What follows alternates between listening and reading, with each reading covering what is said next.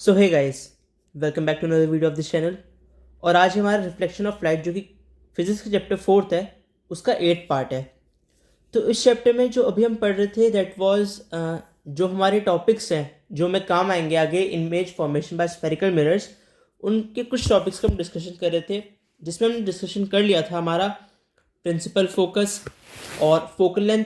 ये दोनों तो सिर्फ अभी हमने कॉन्केव की पढ़ी हैं, और उसके अलावा जो भी हमने पढ़ा था that was principal axis, pole, centre of curvature, radius of curvature, aperture. साथ ही में हमने ये भी देख लिया था कॉन्केव मिरर और कॉन्वेक्स मिरर कैसे हम कंसिडर करते हैं a part of a hollow spherical glass. ठीक है, इतना आपको क्लियर होगा। अब नेक्स्ट चीज जो हमें पढ़नी है that is principal focus and focal length of a convex mirror.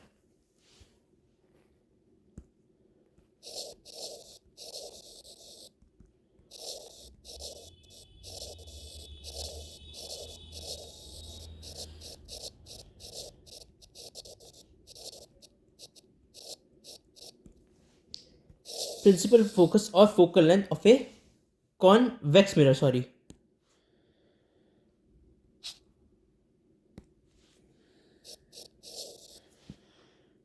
तो कॉन्वेक्स मिरर का प्रिंसिपल फोकस वो पॉइंट होता है उसकी प्रिंसिपल एक्सिस पे जिसमें से जो आपकी एक लाइट की बीम है जो कि पहले पैरेलल थी आपकी प्रिंसिपल एक्सिस से, कि जब वो रिफ्लेक्ट होगी तो उस पॉइंट से it will appears to diverge, it will appear to diverge. तो क्या बताया हमने कि एक ऐसा पॉइंट प्रिंसिपल एक्सिस पे जिससे कि जो आपकी बीम ऑफ लाइट है जो कि इनिशियली प्रिंसिपल एक्सिस के पैरेलल थी, रिफ्लेक्शन के बाद डाइवर्ज होती हुई नजर आती है। अगर हम उसके डायग्राम की बात करें तो कुछ ऐसा डायग्राम होता है आपका। पहले ये होता है कॉन्वेक्स मिरर, ठीक है।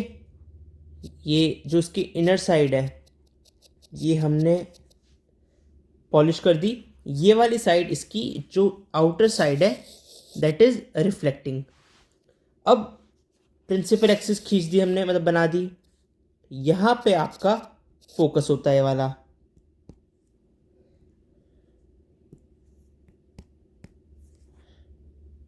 इधर, ठीक है।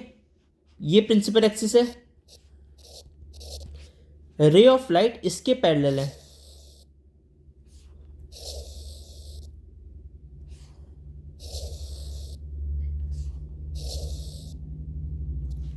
यहां पे रिफ्लेक्शन अकर होगा इन पॉइंट्स पे,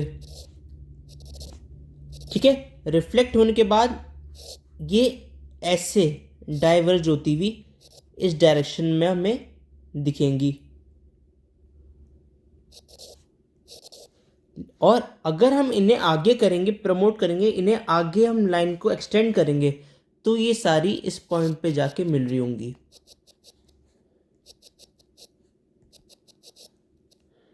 ठीक है। ये आपका हो गया कॉन्वेक्स मिरर। ये हैं आपकी पैरेलल रेज। रिफ्लेक्शन इस पॉइंट पे अगर होता है इन चार पॉइंट पे भी जो मैंने चार रेज दिखाए उनके हिसाब से। और ये जो आ रही है आपकी, एक ये रे, ये रे, ये रे और ये रे, ये सारी हो गई आपकी reflected raise,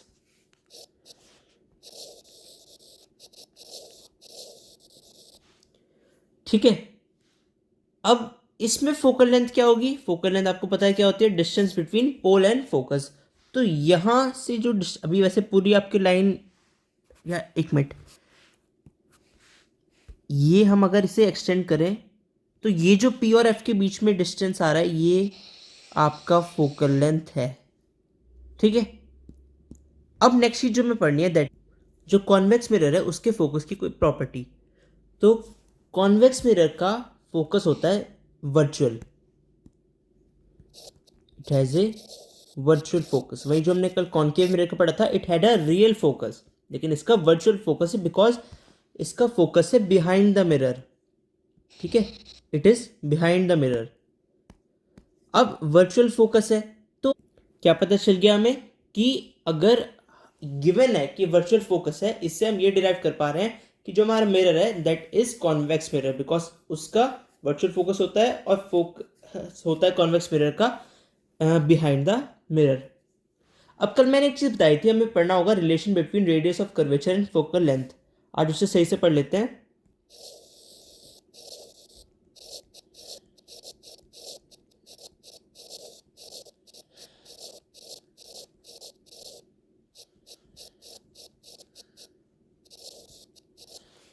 of spherical mirror.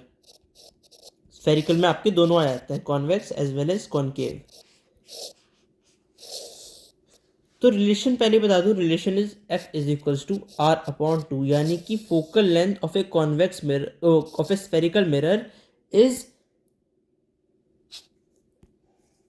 Radius of curvature divided by 2।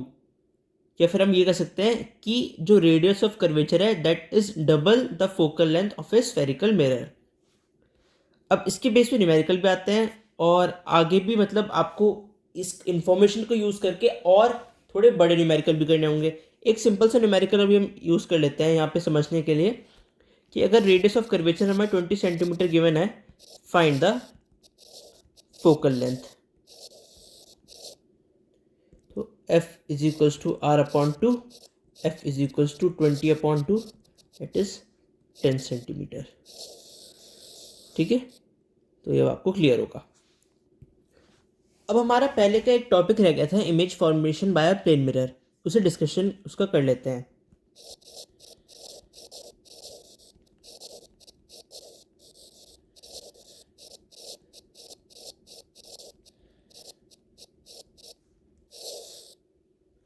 तो सबसे पहले तो डायग्राम से समझ हम इजीली पाते हैं, तो पहले डायग्राम बना लेते हैं इसका।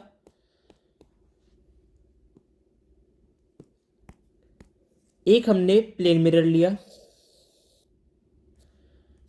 उसे यहाँ से पॉलिश कर लिया। यहाँ आपका कोई ऑब्जेक्ट है ए या ओ कह लो, ओ फॉर ऑब्जेक्ट। यहाँ से इस ऑब्जेक्ट से लाइट पड़ी गई आपके प्लेन मिरर पे। अब मिरर पे जाएगी तो टेंडेंसी है मिरर की रिफ्लेक्ट करना, तो मिरर से लाइट रिफ्लेक्ट हो गई इधर। इतना क्लियर है। अब ओ से ही जब हमारी लाइट पड़ी इस पॉइंट पे, पहले इस पॉइंट को हमने नेम दे दिया ए। रिफ्लेक्ट होके ये जो रे बनी इसका यहाँ नाम दे दिया हमने एक्स, तो रे बन गई है ए एक्स। ओ ए इंसिडेंट हुई और ए एक्स रिफ्लेक्ट हुई। तो according to laws of reflection अगर हम यहाँ पे नॉर्मल ड्रॉ करें तो जो एंगल ये होगा वही एंगल ये होगा, angle i is equals to angle r. तो ये I1 हो गया, ये R1 हो गया। अब उस ऑब्जेक्ट O से एक और रे ऑफ लाइट आती है OB। ठीक है, ये भी रिफ्लेक्ट हो जाती है।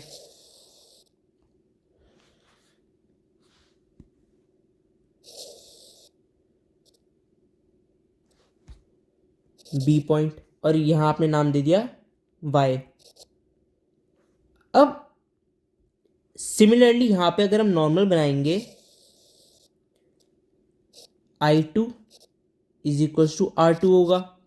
इतना क्लियर है। बस इस रे को थोड़ा गलत बनाइए, थोड़ी डाइवर्जिंग बनेगी।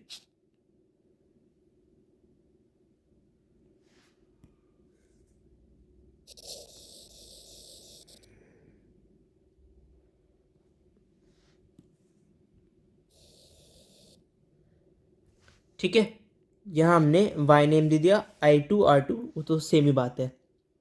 अब इन दोनों को हम पीछे की तरफ मिरर के पीछे एक्सटेंड करवाते हैं, AX को और BY को। पीछे जाके यहाँ कहीं मिलेंगी मिरर के पीछे और यहाँ पे इमेज बनाएंगी उतने डिस्टेंस पे जितने डिस्टेंस पे हमारा ऑब्जेक्ट है। चाहो तो इसे आप लोग और एक्सटेंड कर लो कि थोड़ा सा लगे हाँ सिमिलर डिस्टेंस है। यहाँ आपने नाम दे दिया I for image and this was O for object. जो मिरर से हमारी रियल वर्ल्ड वाली साइड है उसमें मिलेंगे नहीं, क्योंकि दोनों डाइवर्जिंग है, they are moving away from each other. अब यहाँ पे हमारी ह्यूमन आई है जो इसे देख रही है। ये सिर्फ तभी देख सकती है इमेज को, इस इमेज को, जब it is looking into the mirror. जो आपका प्लेन मिरर होता है उसकी फॉर्म इमेज तभी देख सकते हो आप जब you are looking into the mirror.